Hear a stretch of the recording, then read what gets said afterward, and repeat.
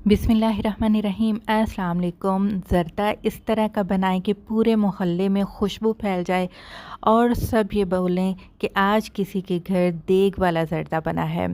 तो ज़र्दा तो हम बनाएंगे परफेक्ट देगी स्टाइल से, लेकिन मेरी बहनों को जो अहम मसला ज़र्दा बनाने के लिए पेश आता है वो ये होता है कि चावल सख्त हो जाते हैं। तो ज़र्दा बनाएंगे और साथ ही साथ वो टिप्स भी शेयर करूँगी कि जिससे आपके परफेक्ट नरम चावल बनकर तैयार होंगे, सख्त नहीं होंगे। तो चलते हैं, बिस्मिल्लाह करते हैं, वीडियो को स्टार्ट करते हैं। तो ज़र्दा बनाने के लिए चावलों से लाजमी जो बात है वो है जी गिलास या कप, जिससे आप चावल की मेजरमेंट कर रहे हैं। तो मेरे पास एक अदद गिलास है, 2 गिलास मैंने सेला चावल के लिए हैं। सेला चावल से बनाएंगे तो ज़र्दा बेहतरीन बनेगा। तो अब आपने क्या करना है जी, चावलों को अच्छे से धोकर आपने इनको भिगो देना है और कम से कम आपने इनको 2 घंटे लाजमी भिगोना है। साथ ही साथ कोई ड्राई फ्रूट है मेरे पास, ऑप्शनल है, नहीं डालना चाहते तो मत डालिएगा। थोड़े से बादाम, पिस्ता और काजू लेकर आपने क्या करना है, इनको भी पानी में भिगोकर रख देना है। जब ये भीग जाएं तकरीबन 15 मिनट के लिए, तो बादाम से छिलका हटाकर अलग कर लीजिएगा। चावलों को बॉयल करने के लिए लाज़मी बातें जो मैं आपके साथ शेयर करूंगी, इनको फॉलो करेंगे तो इंशाल्लाह बेहतरीन ज़र्दा आपका भी घर पर बनकर तैयार होगा। तो क्योंकि येलो कलर के ज़र्दा राइस बनने जा रहे हैं, तो खुले बर्तन में खुला पानी ले लीजिए, उसमें आपने ज़र्दा फूड कलर ऐड कर देना है। साथ ही आपने भिगोए हुए सेला चावल भी डाल देने हैं। यहाँ पर ज़र्दे का कलर मुझे हल्का लग रहा है, तो आप भी देख लीजिएगा, एडजस्ट कर लीजिएगा ज़र्दे के कलर को। तो जितना आपको मुनासिब लगे आप उतना कलर साथ साथ डालते जाइएगा। तो ज़र्दा जी जब बनाया जाता है तो चावल को 100% तक कुक किया जाता है, इनको एक कन्नी पर नहीं छोड़ा जाता। ये वो पहली गलती है जिसकी वजह से चावल जो है, मीठे चावल या ज़र्दा चावल आपके अकड़ जाते हैं और कच्चे कच्चे से लगते हैं। तो आपने फुल इनको बॉयल कर लेना है।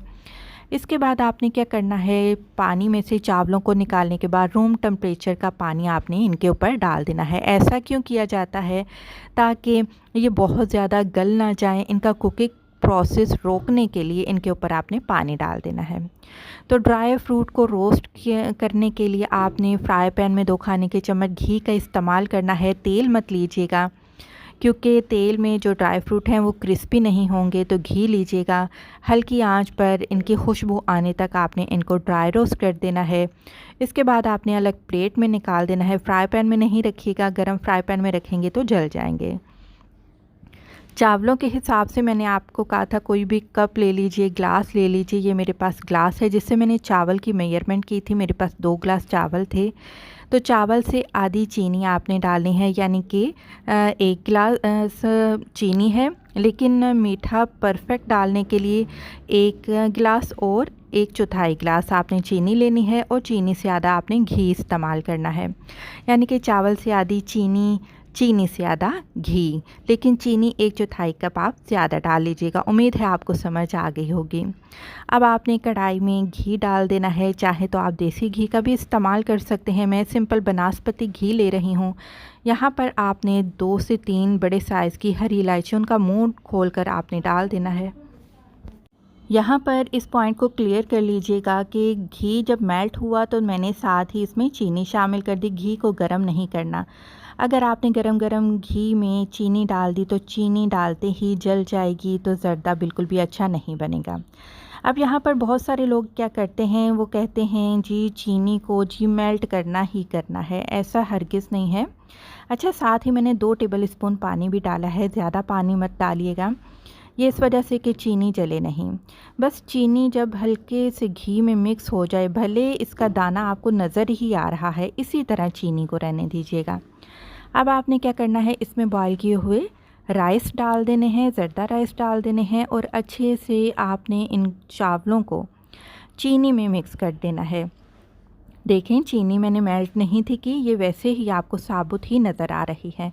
तो आपने परेशान नहीं होना, बस हल्की आंच पर जब आप 1 मिनट के लिए इसको पकाएंगे तो थोड़ी देर बाद देखेंगे चीनी जो है चावलों के साथ अच्छे से मिक्स हो चुकी है और चीनी ने कितना पानी छोड़ दिया है। बस यही पानी हमने खुश्क करना है। लेकिन यहाँ पर आपने बड़े ध्यान से वीडियो को देखना है। यहीं पर वो मेन पॉइंट होता है जिसकी वजह से आपके चावल सख्त बन जाते हैं, अकड़ जाते हैं। आप क्या करते हैं, जो पानी है उसको आप बिल्कुल खुश्क कर देते हैं, यहाँ तक खुश्क कर देते हैं जो घी है वो चावलों से अलग हो जाता है। ऐसा हरगिज़ मत किया करें। हल्का सा मॉइस्चर रहने दिया करें, हल्की सी नमी चावलों में रहने दिया करें, तब आप इनको दम लगाया करें। अगर आपने केवड़ा एसेंस नहीं डाला तो आपको बिल्कुल देगी ज़र्दा नहीं मिलेगा।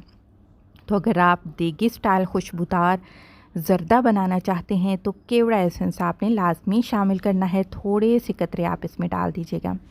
तो आपने बिल्कुल चावलों को बिल्कुल पानी में खुश्क नहीं करना, हल्की सी नमी रहने देनी है। अब आपने क्या करना है, इसके ऊपर ड्राई फ्रूट डाल देने हैं।